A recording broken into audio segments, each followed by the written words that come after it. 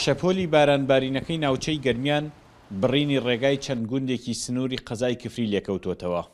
ئەمەی دەبینرێت بەهۆی بارانەوە دروست بووە. 6 گوندی ناوچەی گوماری ڕۆژهەڵاتی قەزای کفری بەم جۆرە ڕێگای بەستنەوەیان بە کفری و ناوچەکانی تریشەوە بڕاوە. ئەم ڕووداوە بۆ دانیشتوانەکەی کێشەی گەورەیە چونکە هاتوچۆکردنیان سەخت بووە.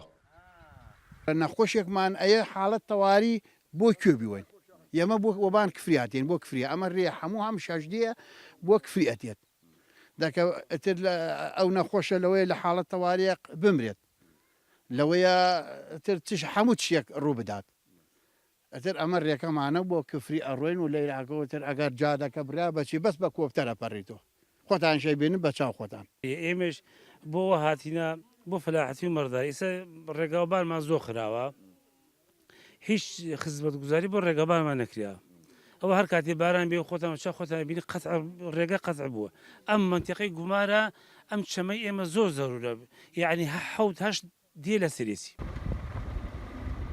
کێشەی ڕێگاوبانی ئەم ئاواییانە تازە نییە. هیچ ڕێگایەکی سنوورەکە نە تێکەڵەی بۆ کراوە و نەقیرتاو. ئەگەرچی 4 ساڵێک لەمەوبەریش بەرپرسانی ناوچەکە بەڵێنی ڕێگاوبانێکی باشیان پێداون بەڵام هیچیان بۆ نەکراوە.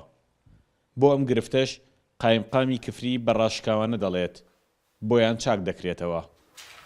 لەگەڵ بەرەبەراتی ڕێگەوبانی گەرمیان قسەمان کردووە بە زووترین کات ئەو ڕێگەیە چاکەکەینەوە بۆی ئاستەک بۆ هاوڵاتیان دروست نەکرێ و ڕێگەکە بە شێوازە چاکەکەینەوە کە شۆفێران سوودی لێوەربگرن بۆی پەیوەندی نێوان گوندەکان لەگەڵ شارە ئاسایی بێتەوە بەڵام ئەوە لە ڕابردوودا پرۆژە بووە بەهۆی قەیرانی داراییوە ڕاگیراوە.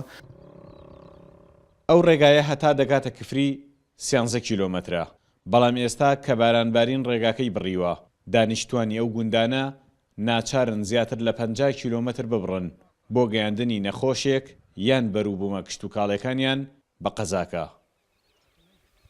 سامان کەریم کورد چاد نیوز گوندەکانی سنووری گومار.